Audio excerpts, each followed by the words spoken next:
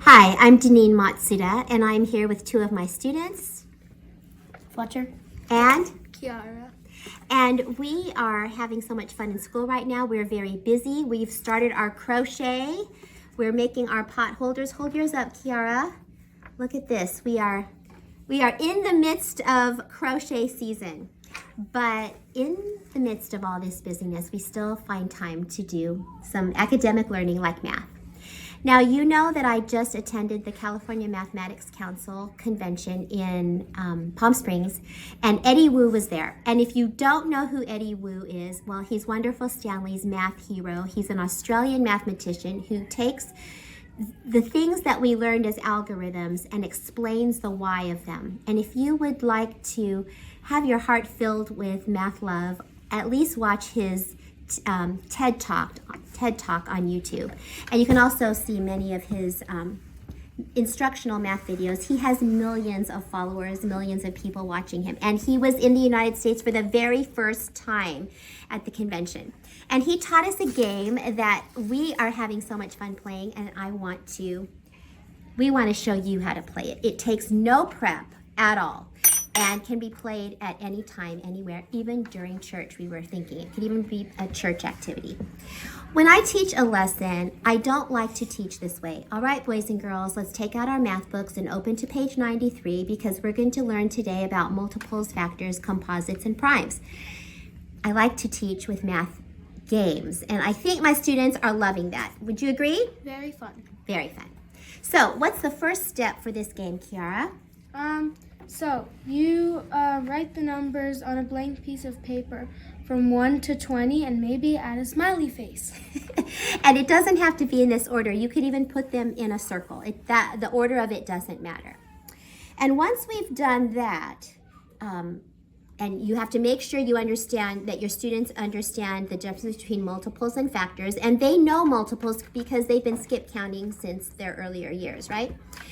The first player, which I'm going to let Fletcher be the first player, is going to cross out a number, any number he wants.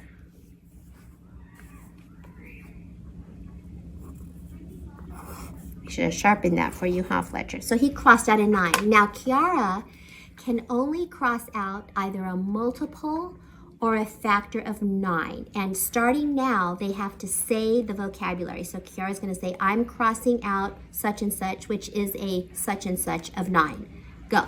I'm crossing out 18, which is a multiple of 9. Excellent. Now it's Fletcher's turn. Now he can't cross out any multiples, can he? Because we don't have 36 on the board. I'm crossing. A little louder. I'm crossing out. Let's see. 2, which is a factor of 18. Okay. And A little louder. I'm crossing out 4, which is a multiple of 2. That is correct. I'm crossing out 8, which is a multiple of 4. Do you love the vocabulary here? I'm crossing out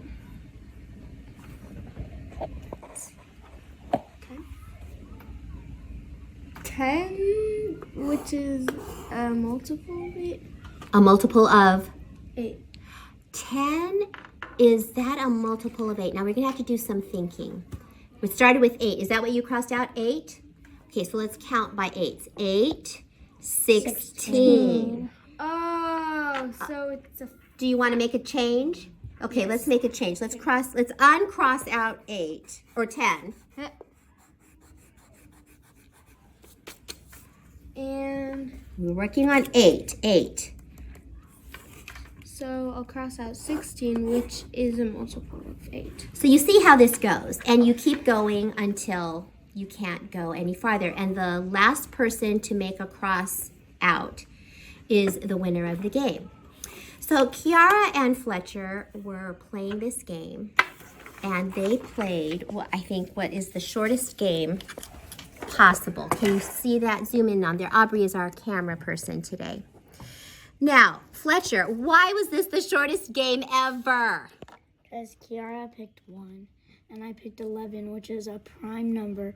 And because you can't go above it, above it would be 22, and you can't go below it. So I crossed out that. Now the game's over because she doesn't have anything to cross out. Game over.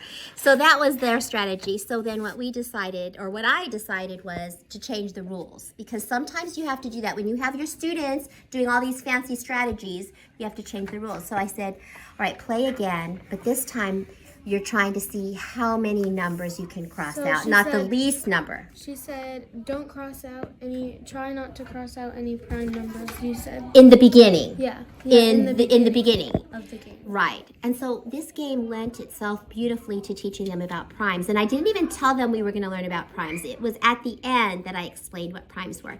And then I went home telling wonderful Stanley all about it. And he said, well, if you taught them what primes are, and I haven't even taught you this yet, you got to teach them what composite numbers are. So after this video, I'll show you what composite numbers are too. So that is all of Juniper Green. I don't know why it's called that, but it's a fantastic game taught to us by Eddie Wu. And Fletcher, I think, didn't you ask, can we add more numbers to the... Did you ask that? Me and my dad did. Oh, We did you and your 40. dad did it. Okay, so Kiara and her dad played the game, and you went all the way to 40? Yeah, we wrote 40 numbers, not 20. So, what I find is that my students with games are always finding ways to make it more challenging. And did you like it better with the 40? Yeah. It was a lot more to work with, wasn't there? Yeah.